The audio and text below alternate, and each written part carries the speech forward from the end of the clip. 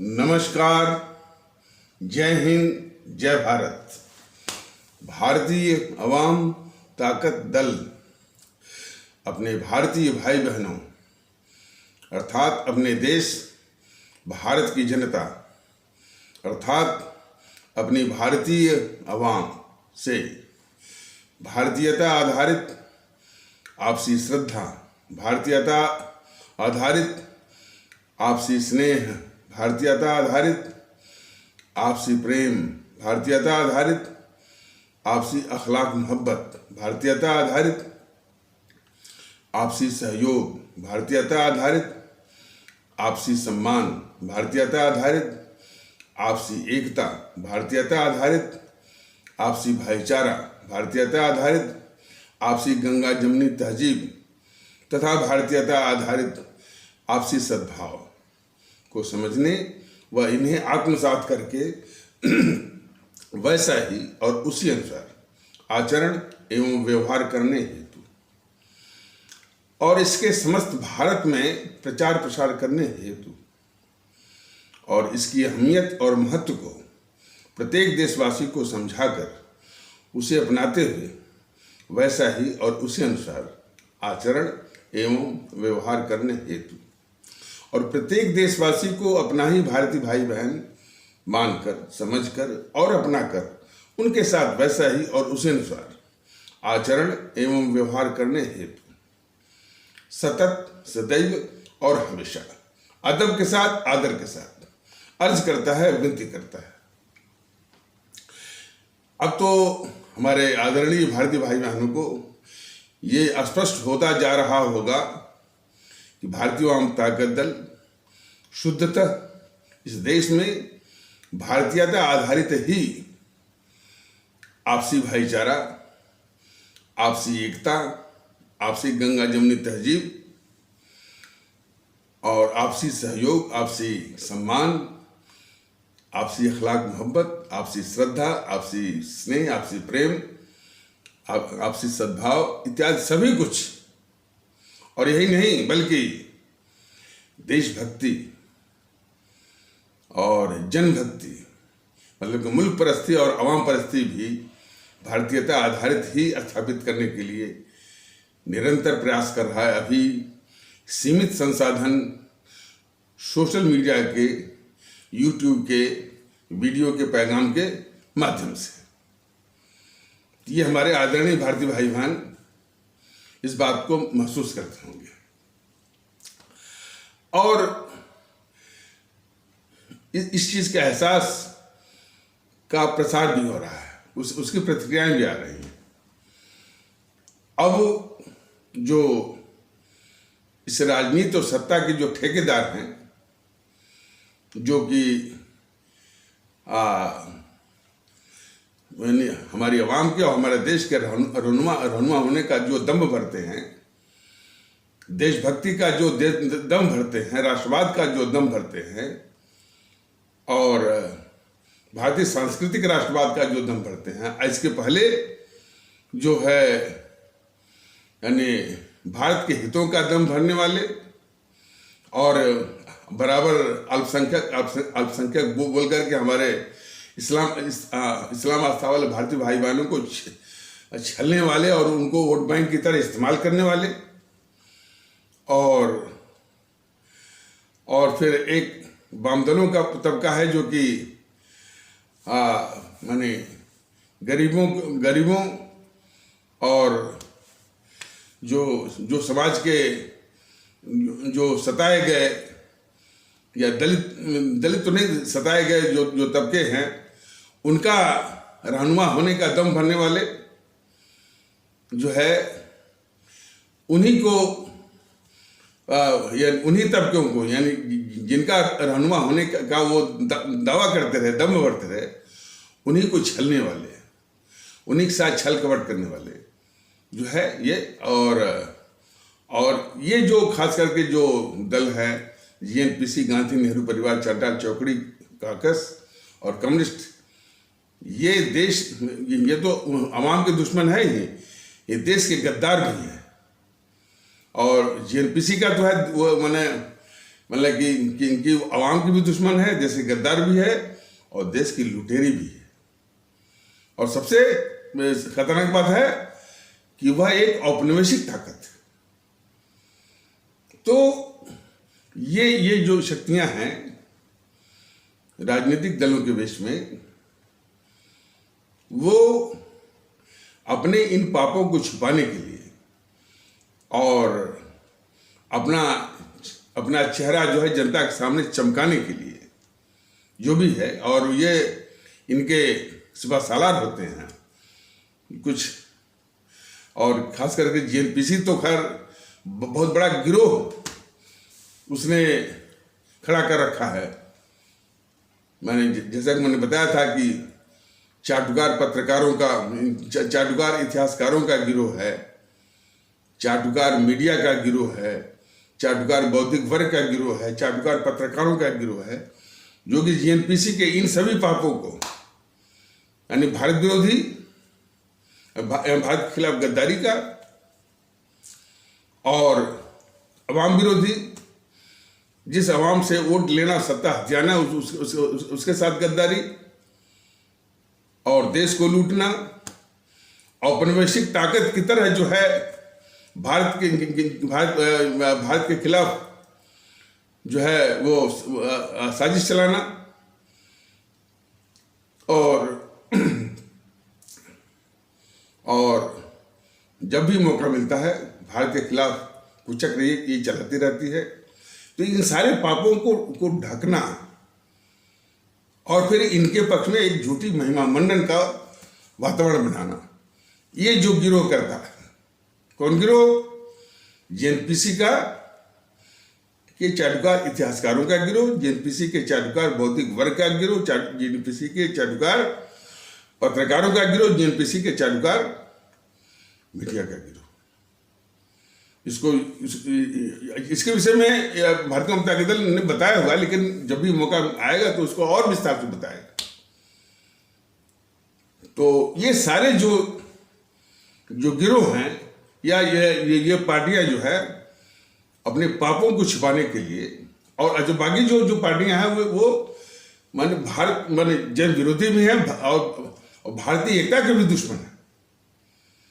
हमेशा भारतीय समाज को तोड़ करके, भारतीय समाज को विघटन करके वोट सत्ता की राजनीति करते हैं। तो इतने सारे पाप को ढक करके अपना चेहरा चमकाने के लिए जो सबसे बड़े अस्त्र का उपयोग करते हैं उसका नाम है झूठ और दुष्प्रचार। ये उनका सबसे बड़ा एक पोटेंट वीपन है। तो प्रश्न ये उठेगा, क्या यही सिर्फ झूठ बोलते हैं? नहीं जनाब, जितने भी इस तरह के पाप करने वाले हैं वो झूठ और दुष्प्रचार का ही सहारा लेते हैं। उनका ये विश्वास है कि यदि झूठ को 100 बार 1000 बार कहा जाए तो जनता के समक्ष जो है वो झूठ जो सत्य मैंने लगने लगता है, दिखने लगता है। वो इसी यकीन पर वो झूठ और वो दुष्प्रचार करते हैं। और खास करके हमारी वो अवाम जो कि जिसने शिक्षा ली है या जिसकी शिक्षा से वो प्रभावित है, हमारे कबीरदास जो महान संत थे, उन्होंने जो कहा था कि सांच बराबर तप नहीं, झूठ बराबर पाप, जाके हृदय सांचे ताके हृदय आप। उनके ये उपदेश का पूरा माहौल उड़ता है। मजाक उनका सम्मान देने के बजाय चारों ओर।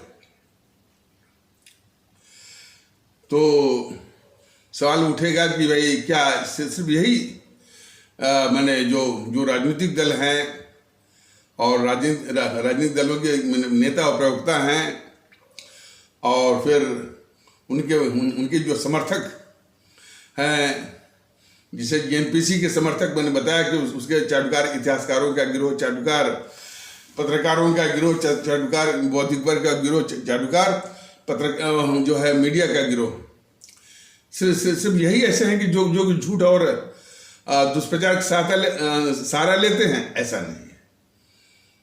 विश्व स्तर पर भी जैसे ये अमेरिका है, ये मानवाधिकार का बराबर मानव हनन करता है। सोमालिया में सोमालिया के लोगों को जरा देखिए कि किस प्रकार वो नंगे उसके बच्चे फलाने और लोग रहते हैं, उस पर इसने बम बरसाया।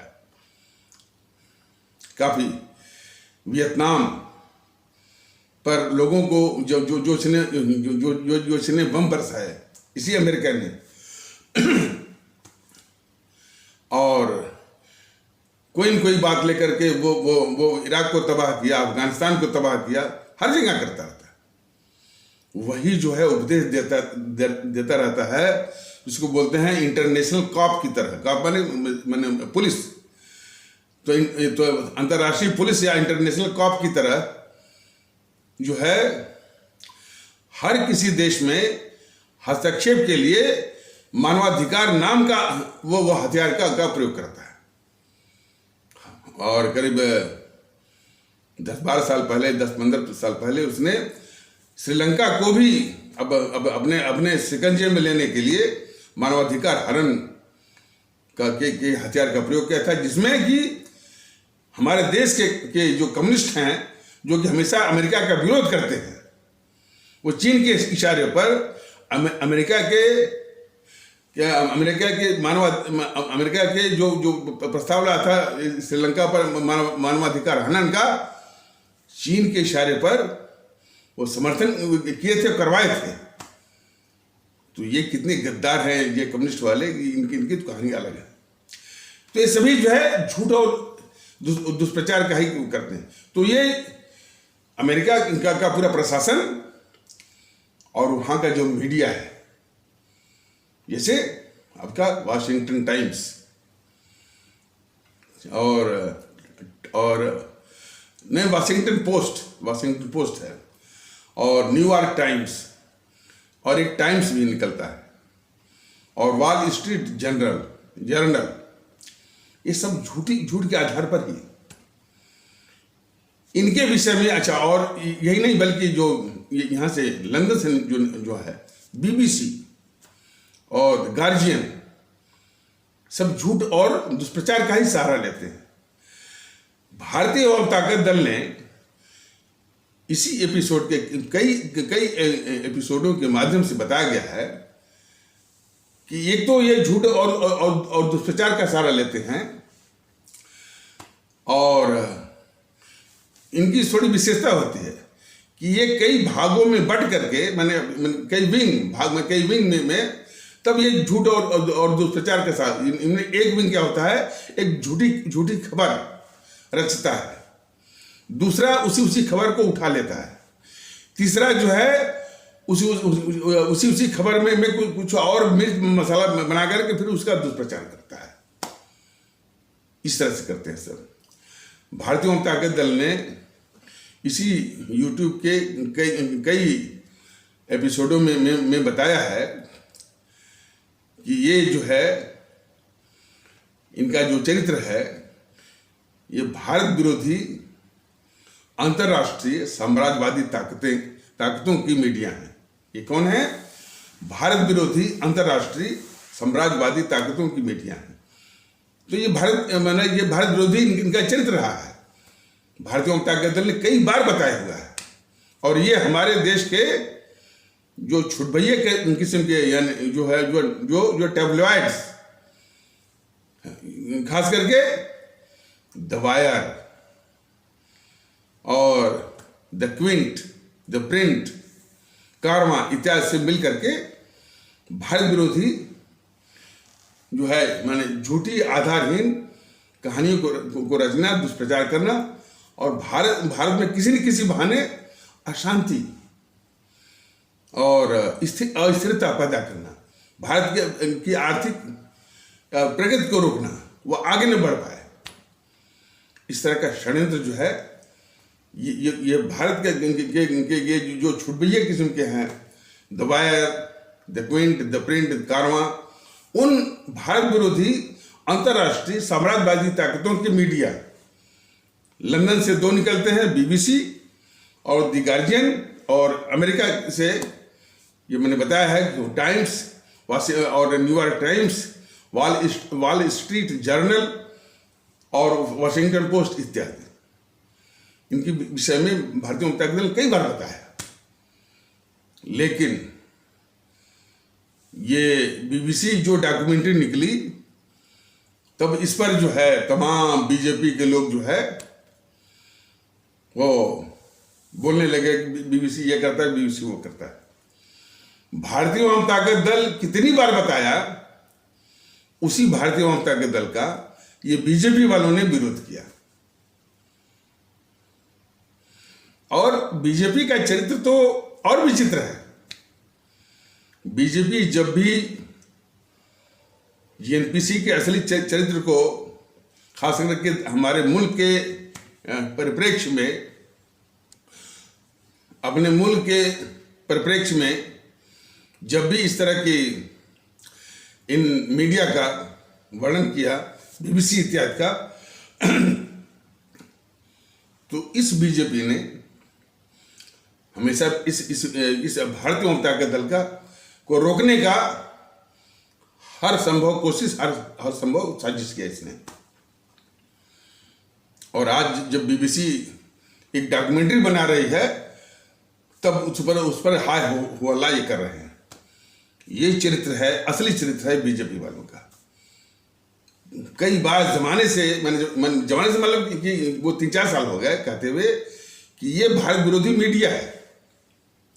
चाहे बीबीसी हो, चाहे गार्जियन हो, चाहे टाइम्स हो, चाहे न्यूयॉर्क टाइम्स हो, चाहे वाशिंगटन पोस्ट हो, चाहे वॉल स्ट्रीट जर्नल हो, कोई भी हो, और यूरोप का भी मीडिया,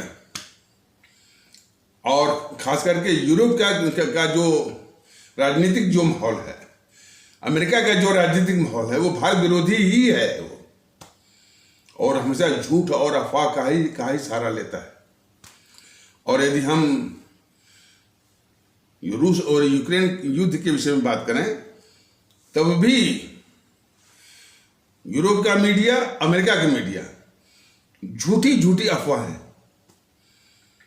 वो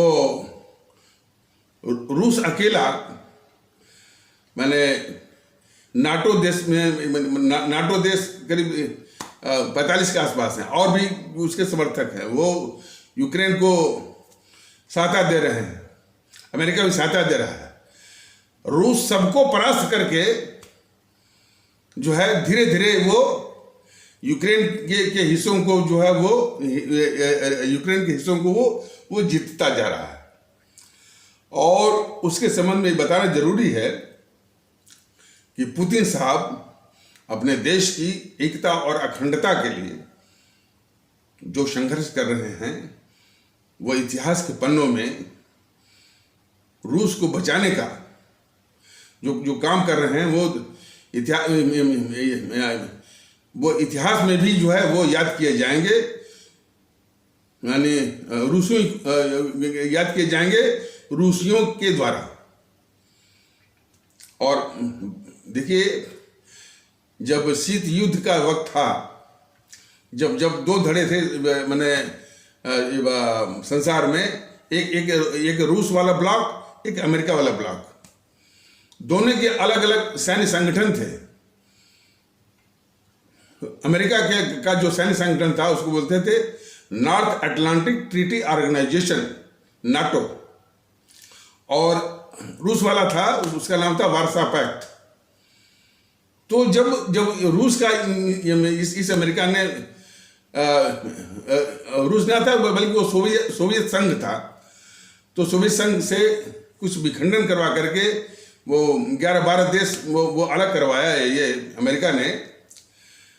तो फिर इसके बाद वो वार्सा पैक्ट टूट गया। तो वार्सा पैक्ट जब टूटा तो अमेरिका को भी चाहिए था कि जब सोवियत संघ का बदल कर जब रूस हो गया और वार्सा पैक्ट समाप्त हो गया, तो नाटो को भी उसको भंग कर देना चाहिए। ये धूर्त किस्म का अमेरिका जो है या यूरोप वाले, नाटो जो सैन्य संगठन है, नॉर्थ ट्रीटी ऑर्गेनाइजेशन, उसको इन भंग न करके और मजबूत करना शुरू कर दिया। और खास करके सोवियत संघ से निकले हुए कुछ देशों को अपने में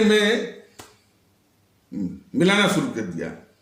और उन्हीं में एक यूक्रेन है।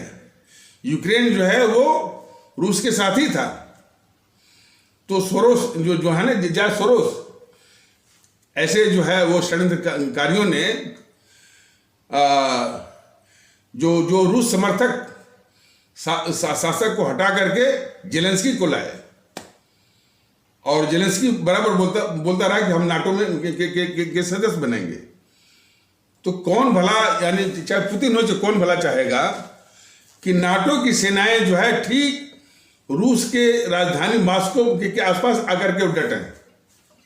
ये किसी भी जो है वो रूस का हित चाहने वाला, चाहे वो व्लादिमीर पुतिन हो चाहे कोई भी हो, ऐसा वो कर नहीं सकता। वो अपने मुल्क, अपने देश की एकता अखंडता के लिए जरूर कुछ करेगा। और इसलिए पुतिन जी जो कर रहे हैं बिल्कुल सही कर रहे हैं, उस यूक्रेन को सबक सिखाने के लिए। तो और ये सब जो है, ये सब वो सहायता देने लगे, सैन्य सहायता फैलाने, अमेरिका भी सहायता देने लगा। इनकी सहायताओं के बावजूद, हालांकि साल भर लग गया, हालांकि ये भारत का मीडिया जो है मजाक कर रहा था कि अरे रूस इतना ताकतवर, इसको एक हफ्ते में 2 दिन में कब्जा कर लेता।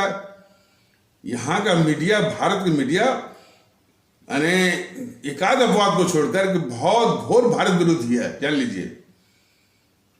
ये भारत का मीडिया, खासकर टीवी 9 भारतवर्ष और न्यूज 18 इंडिया इत्यादि जो है, या न्यूज नेशन, ये है यूरोप और अमेरिका के दुष्प्रचार करने वाली मीडिया का सहारा लेकर के रूस के खिलाफ बराबर ये जो आग उगलता रहा। ये मैं तो नाम ले रहा हूं, टीवी 9 भारतवर्ष और न्यूज नेशन और न्यूज 18 इंडिया, यह यूरोपीय और अमेरिकन, यानी झूठ बोलने वाले, दुष्प्रचार करने वाले रूस के खिलाफ, उसी को आधार बना करके इसी तरह की कहानी वो सुनाते रहे।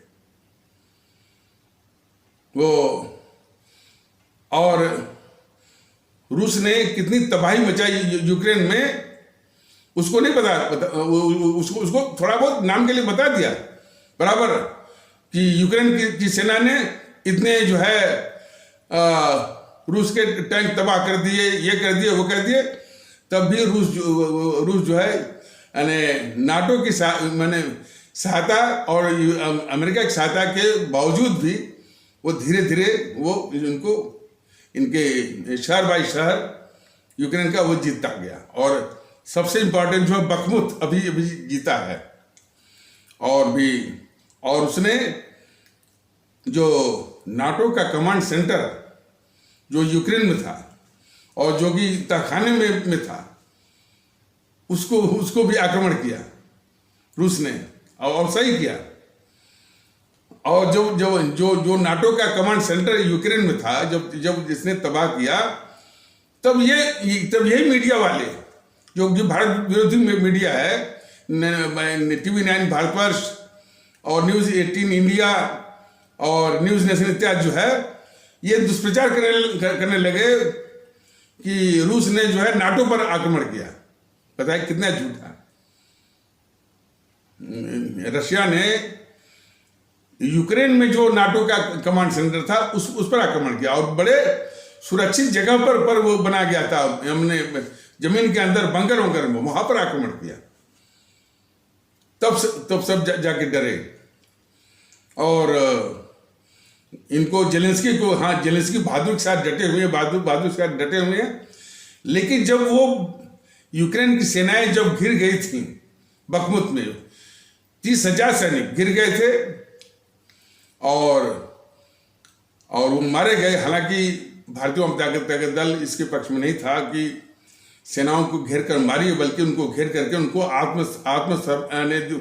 यदि उनको न मार करके उनको आत्मसमर्पण करवा करके उनके सारे हथियार छीन करके युद्ध बंदी बना लिए होते, बल्कि बेहतर रहता। रूसी सेनाओं में थोड़ी ये भावना थी कि ये जो यूक्रेन के लोग हैं ये तो अपने ही भाई हैं, और ऐसा ही मोह भंग था, ऐसा ही मोह था, मोह भंग नहीं, ऐसा ही मोह था जो कि अर्जुन को कुरुक्षेत्र के रणभूमि में उनको हुआ कि भाई ये तो अपने ही ये तो हमारे गुरु द्रोणाचार्य हैं, हमारे जो है ये पितामह भीष्म पितामह हैं, ये सब तो अपने ही भाई अपने ही लोग हैं, इनको मार करके क्या मिलेगा हमको। और प्रभु के कृष्ण के सामने कहा कि अरे इनको जीत करके जो हस्तिनापुर जीतना या जो वो क्षेत्र जीतना, तो क्या यदि हमको सातों लोक का राज भी मिल जाए तब भी मैं जो है इनको मार करके मैं यानी कोई राज्य नहीं जो है कोई राज्य नहीं मैं प्राप्त करूंगा। और ये बोल करके वो उस रथ में एक और बैठ गए। तो ये मोहभंग उनको अर्जुन को भी होता है कि अपने आदमी है। तो बताया जाता है कि रूसी सैनिकों को भी यही मोह था कि, और इसीलिए वो मन से लड़ते नहीं थे, मन से मारते नहीं थे कि ये यूक्रेन के लोग अपने ही भाई हैं। लेकिन उनका मोह भंग, अच्छा पुतिन समझाते रहे कि नहीं भाई ये जो है यूक्रेन के लोग जो है अमेरिका समर्थक हैं और अमेरिका हमारा दुश्मन है। पुतिन का ये समझाना बिल्कुल तब जाकर के पुष्ट हुआ कि बखमुत की जिसमें लड़ाई चल रही थी उसी समय चोरी से जो बाइडेन आया, हालांकि उसके मैंने यूक्रेन जाने का कोई कार्यक्रम नहीं था, चुपके से आया और जेलेंस्की से मिला और मिलकर के चला गया। तब रूस के सैनिकों को पक्का विश्वास हो गया कि यूक्रेन के लोग जो है ये अमेरिका समर्थक हैं, यानी रूस के दुश्मनों का समर्थक हैं। तब रूसी सेना पूरी ताकत के साथ जो है वो आगे बढ़ी और बखमुत पर कब्जा किया। और आज यूक्रेन के जो बाकी शहर पर आक्रमण हो रहा है और कुछ ही दिनों में रूस जो है पूरा यूक्रेन पर कब्जा कर लेगा। ये सच्चाई है। इस सच्चाई को ढकने के लिए फिर ब्रिटेन का मीडिया कह रहा है रूस कमजोर हो चुका है, उसके 3/4 सेना समाप्त हो गई है।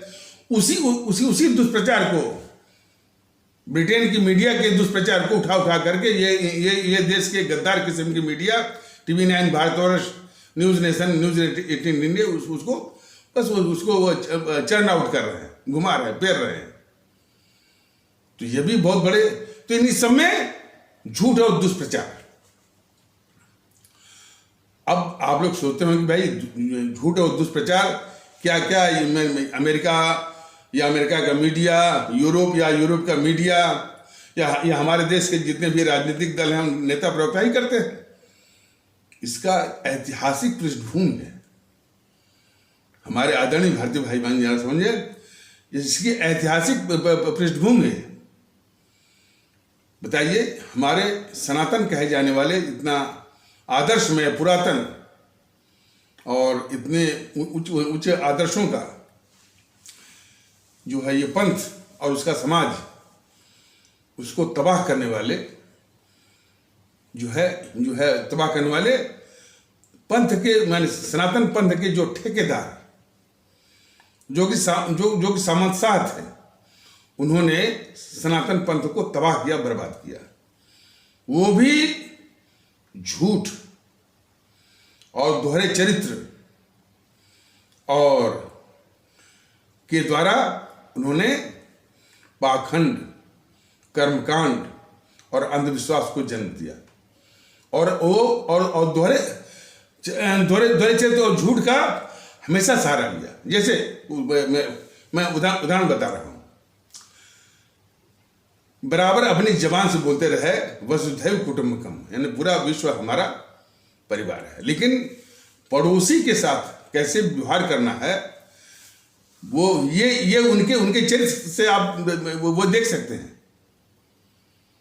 अपने ही समाज में वर्ण व्यवस्था या जात व्यवस्था चला करके हमारे उसी समाज के एक तबके को शूद्र बोल करके उसके साथ क्या व्यवहार किया, उसको कितनी अमानवीय यातनाएं दी, और उनका शोषण किया, शैक्षणिक, राजनीतिक, सामाजिक और कभी इज्जत का, और हजारों हजार साल तक उसको चोटें दी, वही लोग अपने मुंह से बोलते रहे वसुधैव कुटुंबकम।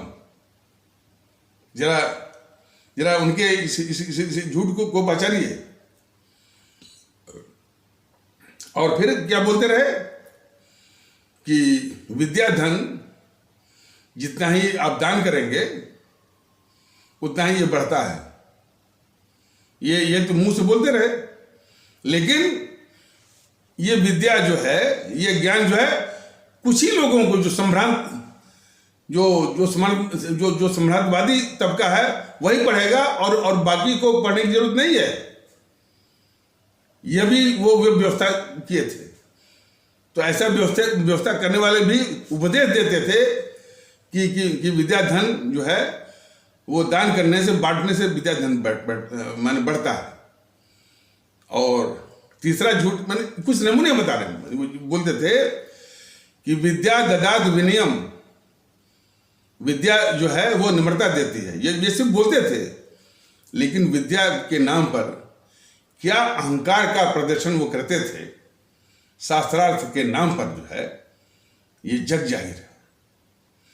लोगों ने देखा होगा कि जो यानी विदुषी थी, विद्योत्मा,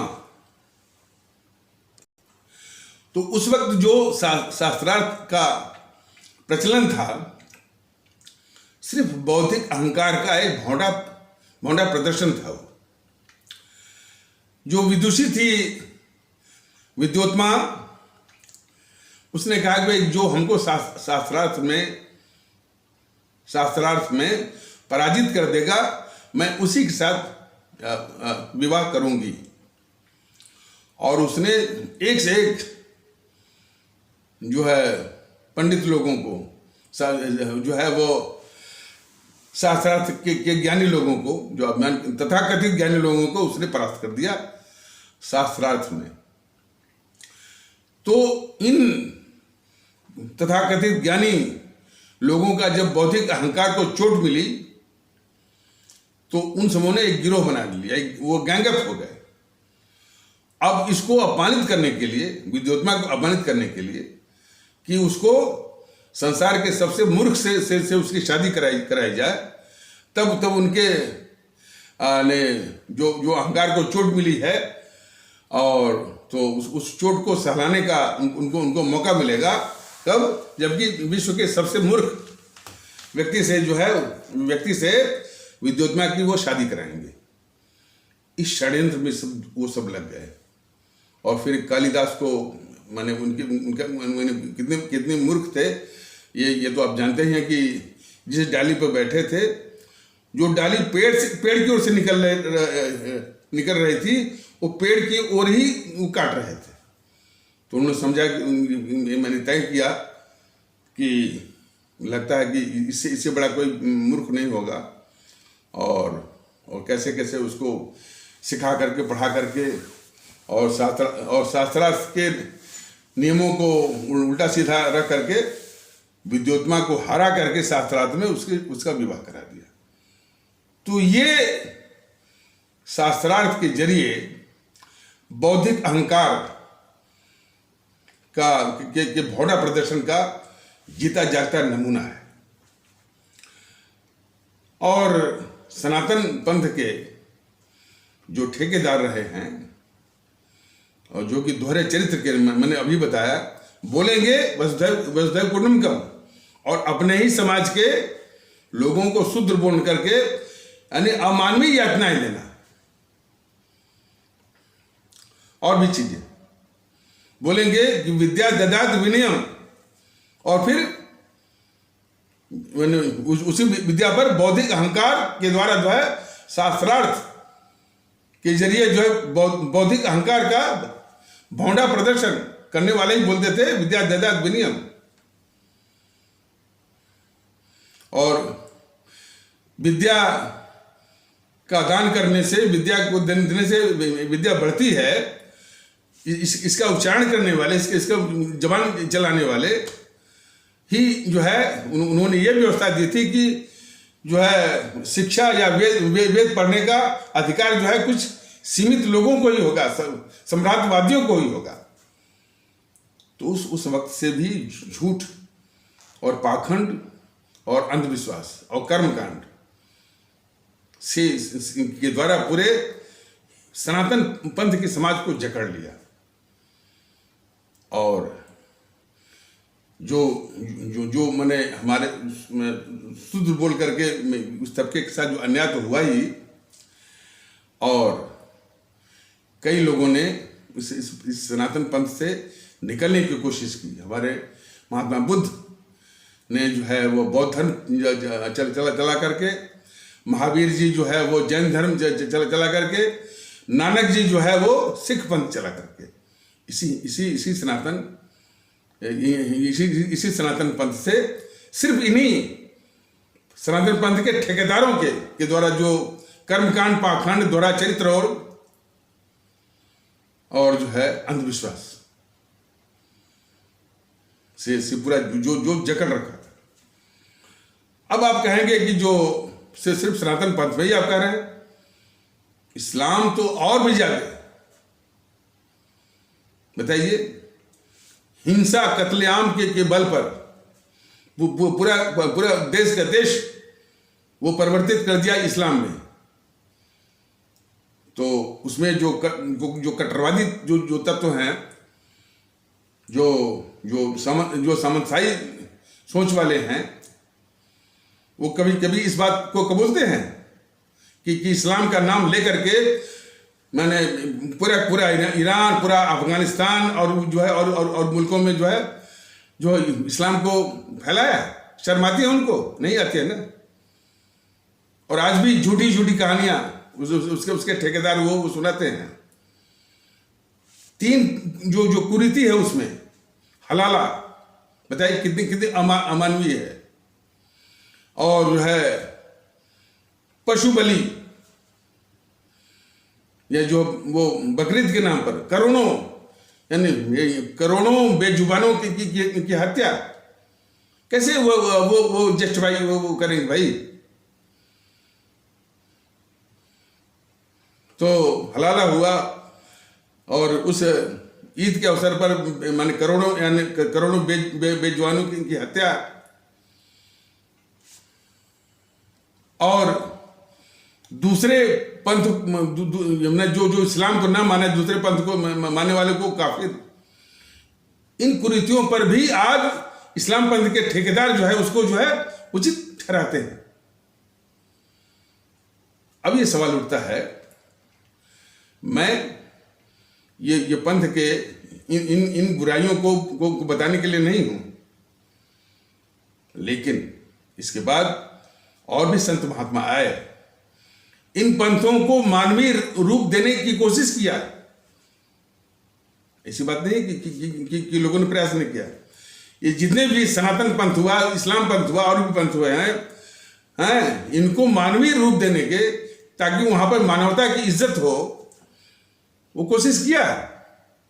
और उनमें सबसे नाम आगे आता है कबीरदास जी का, और उनके साथ साथ नानक जी का, उसके साथ साथ रामकृष्ण परमहंस जी का, और संत रविदास जी का।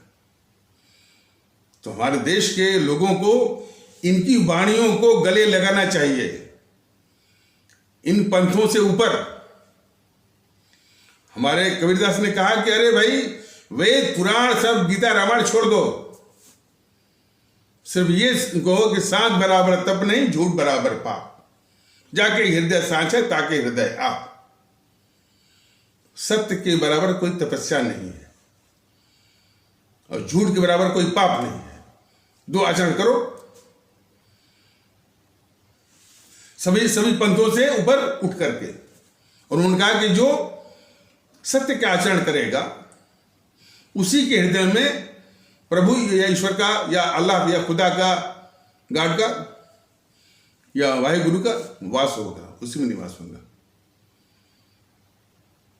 यानी सभी पंथों से उससे ऊपर उठ करके उनको मानवीय रूप देने का जो कोशिश की गई हमारे कबीरदास जी के द्वारा, नानक जी के द्वारा, रामकृष्ण परमहंस जी के द्वारा और संत रविदास और सूफी संतों के द्वारा। तो इनको महत्व देने की जरूरत है। हमने इंसान की खिदमत खुदा की खिदमत है, ये हमारे सूफी संतों ने सिखाया। उन्होंने कहा कि इस्लाम को भी महत्व मत दो, इंसान जो है मतलब इस्लाम को भी महत्व मत दो, इंसान की खिदमत की सोचो। तो और इंसान की खिदमत करोगे वही इस्लाम है, और वही जो है वो अल्लाह की खिदमत है। ये हमारे सूफी संतों ने बताया। तो हमारे भारतीय समाज को चाहिए कि हमारे इन संतों की जो वाणियां हैं, जो उन्होंने रास्ता दिखाया, और हर पंथों को जो मानवीय रूप देने का जो कोशिश किया है और उपदेश दिया है, उसको गले से लगाएं। भारतीय जनता दल बराबर कहता है कि भाई इनको अपनाइए। संत रविदास ने कबीरदास के अनुसार ही मानव समाज और मानव को अपना आचरण पवित्र करने के लिए वो रास्ता दिखाया कि मन चंगा तो कठौती में गंगा। ये वही चीज है कि सांस बराबर तप नहीं, झूठ बराबर पाप, जाके हृदय साचे ताके हृदय आप। और उन्होंने कबीरदास ने यह भी कहा कि पोथी पढ़ जग मुआ तमाम, ये हिमांशु त्रिवेदी जैसे तमाम वेद पुराण की बात करता रहता, उनको भी कबीरदास ने हिमांशु त्रिवेदी जैसे लोगों को भी लताड़ लगाई है। तमाम वेद पुराण की बात बंद करो, पोथी पढ़ जग मुआ पंडित भयान को। इसलिए 2.5 अक्षर प्रेम का, सबसे मोहब्बत करना सीखो, 2.5 अक्षर प्रेम का, पढ़े सो पंडित हो। ये उन्होंने सिखाया। और ये भी कह रहे हैं कि बुरा जो देखन मैं चला, बुरा न मिलियो कोई। जो खोजो घर में अपना, जो खोजो दिल में अपना, मुझसे बुरा न कोई। दूसरों में बुराई खोजने से बेहतर है अपने में जो बुराई आप खोजिए। ये हमारे संत कबीरदास जी ने ही कहा है। और ये भी कहा है कि ऐसी बानी बोलिए मन का आपा खोए। माने व्यवहार में सबसे पहले आती है बोली। आप किस तरह से आप बोलते हैं, किस तरह से दूसरों को संबोधन करते हैं। तो बर्ताव का, आचरण का सबसे बड़ा हिस्सा होता है आपकी बोली। बोली के विषय में भी हमारे संत कबीरदास ने क्या कहा है कि ऐसी बानी बोलिए मन का आपा मन का घमंड छोड़ करके, ताकि औरों को शीतल करे, उनको भी अच्छा लगे, दूसरों को और अपने को भी अच्छा लगे, आप शीतल हुए। तो हमारे जो रविदास जी ने भी सिद्ध किया, मन चंगा तो कठौती में गंगा। जो उनके विषय में ये किस्सा है ना कि मैंने पेशे से वो मोची थे, चमड़ा जो है वो एक कठौती में पानी भरकर उसको भिगोते थे, काम करते, वो भी गंगा नदी के किनारे। और कभी भी वो गंगा में स्नान करने नहीं गए, क्योंकि उनका मन साफ था ना। तो कितने लोगों ने कहा कि अरे भाई रविदास, इसी गंगा के किनारे तू रहता है, और आज तक जो है वो एक डुबकी भी नहीं लगाई गंगा जी में। और तो उनका जवाब था कि गंगा मैया अपने इस पुत्र से मोहब्बत करती हैं, तो हमको अपनी माँ के पास जाने की जरूरत नहीं है। हमारी गंगा माता मेरे पास ही आएंगी, और इसी कठौती में आएंगे जिसमें चमड़ा भिगोया हुआ है। तो संत रविदास ने अपनी आत्मा की ताकत के बल पर गंगा माँ को उस कठौती में बुलाया और सबको दर्शन करवाया। तो तभी से एक कहावत प्रचलित हो गई कि मन चंगा तो कटौती में गंगा। तो इन संतों ने यानी मानवीय मूल्यों को प्रतिस्थापित करने के लिए जो बहुत कुछ किया है। आज समाज को चाहिए कि सारे पंथों की बात छोड़ करके हमारे जो कबीरदास की, नानक जी की और रामकृष्ण परमहंस जी की, संत रविदास जी की और सूफी संतों की बात सुन करके मानवीय मूल्यों का की इज्जत करना सीखिए। और फिर इन्हीं की वाणियों को और बल देने के लिए हमारे स्वामी विवेकानंद जी आए और उन्होंने जब कहा कि मैं उस प्रभु का सेवक हूं जिसको अज्ञानी लोग मनुष्य कहते हैं। देखिए फिर इसी को कैसे उन्होंने और स्पष्ट किया। स्वामी विवेकानंद जी ने कहा कि मैं उस प्रभु का सेवक हूं जिसको अज्ञानी लोग मनुष्य कहते हैं, और इन्हीं प्रभु की सेवा करना और उनकी सुख सुविधा का चिंतन करना ही हमारा धर्म है, और इसके आगे मैं किसी धर्म को नहीं मानता। तो ये है। और जितने भी कट्टरपंथी हैं हमारे सनातन पंथ के, उनके लिए आईना है कि हमारे संत स्वामी विवेकानंद जी ने हिंदू पंथ की कुरीतियों के विषय में, गलत प्रैक्टिसेस के विषय में और जो कमियां हैं, कमियों को बता करके और इन्हीं कट्टरपंथियों को अच्छी तरह से आईना दिखाया है। और उन कमियों का एक कलेक्शन है, एक संग्रह है। खास करके वो सुधांशु त्रिवेदी, योगी आदित्यनाथ जो बराबर बोलते हैं कि हमको हिंदू होने पर गर्व है, हिंदू होने पर गर्व है, उनको आईना दिखाने की जरूरत है। मैंने कहा था कि सिर्फ हिमांशु त्रिवेदी और योगी आदित्यनाथ को दिखाने की जरूरत है। और भी जो कट्टरपंथी हैं इस्लाम आस्था के, जो उसके ठेकेदार हैं, असदुद्दीन ओवैसी और भी लोग हैं, और भी कई ठेकेदार जो मौलवी हो गए, मुल्ला हो गए, उनको भी दिखाने की जरूरत है। तो कहने का मतलब है कि सारे पंथों को का ये धर्म बनता है कि मानवीय मूल्यों का सम्मान करें, और जितनी भी कुरीति है उसको दूर करने की कोशिश करें। उसको कुरीत माने, हलाला को जस्टिफाई न करें, काफिर को जस्टिफाई न करें। यानी ईद के त्योहार पर जो है पशु बलि को जस्टिफाई न करें। 3 तलाक जो है वो कुरीत है, उसको जस्टिफाई न करें, मानवीय रूप देने की कोशिश करें। तो स्वामी विवेकानंद के बाद फिर आए हमारे बाबा साहब। उन्होंने इसी विचार को और आगे बढ़ाया।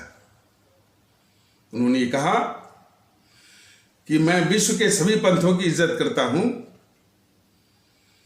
लेकिन हमको वो पंथ मंजूर नहीं है। कौन? जो कि पंथ को लक्ष्य के रूप में साधने के लिए मानवता को साधन के रूप में इस्तेमाल करते हैं। उन्होंने कहा कि उनको ये इस तरह के पंथ मंजूर नहीं है। उन्होंने कहा, आगे उन्होंने उसको स्पष्ट करते हुए कहा कि हमको तो वही पंथ मंजूर हैं जो कि मानवता को लक्ष्य के रूप में साधने के लिए पंथ का इस्तेमाल करते हैं। कितनी सही बात। तो भारतीय जनता दल भी कहता है कि किसी भी पंथ का आज लक्ष्य होना चाहिए मानवता को सबसे आगे रखना। लेकिन आप देखते होंगे कि सभी पंथों के जो ठेकेदार होते हैं, चाहे सनातन पंथ में देख लीजिए, वो तिलक लगाए, सरसाधारी तमाम अंदाज। और यहाँ पर भी जो है इस्लाम पंथ में भी, ईसाई पंथ में भी, और जो है वो सिख पंथ में भी। ईसाई पंथ में क्या है, विदेश से फंडिंग लाओ और जो है सबको ईसाई बनाओ, वो भी लालच दे करके, प्रलोभन दे करके, उनकी मजबूरी का फायदा उठा करके। तो ये ठेकेदार हैं। ईसाई पंथ के वो ठेकेदार। तो इन ठेकेदारों से जो है हर एक पंथ को बहुत आघात पहुंचा है, उनसे बचने की जरूरत है। और उसके बाद हमारे इस मुल्क को आज़ाद कराने के लिए जो हमारे अमर शहीद और राष्ट्रभक्त क्रांतिकारी, इनको याद करने की आवश्यकता है। हमारे परम आदरणीय राष्ट्र महानायक राजभक्त शिरोमणि नेताजी सुभाष चंद्र बोस, शहीद आजम भगत सिंह, अमर शहीद चंद्रशेखर आजाद, अमर शहीद अशफाक उल्लाह, अमर शहीद खुदीराम बोस, अमर शहीद सुब्रमण्यम भारती, अमर शहीद तात्या टोपे, अमर शहीद नाना साहेब, अमर शहीद श्रीमती रानी लक्ष्मीबाई, अमर शहीद श्रीमती रानी चंद्रिमा, अमर शहीद श्रीमती रानी गडेलियू, इनकी कुर्बानी शहादत के महत्व को, इनकी कुर्बानी शहादत को महत्व देने की आवश्यकता है, जिन्होंने सिर्फ मुल्क हमारा सर्वोच्च है ये सिखाया है उन्होंने।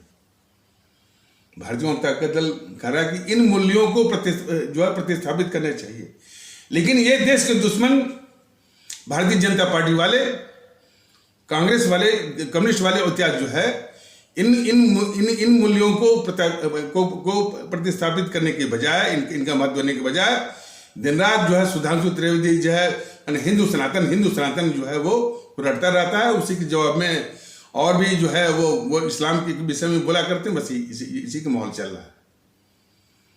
तो भारतीय जनता दल कह रहा है कि इस देश में इन मूल्यों को जो अभी बताया गया है उसको स्थापित करने के लिए और सबसे ऊपर भारतीयता के माहौल को लाने के लिए, और वो तभी मुमकिन होगा कि सभी हमारे जो 140 करोड़ लोग हैं अपने को भारतीय समझें।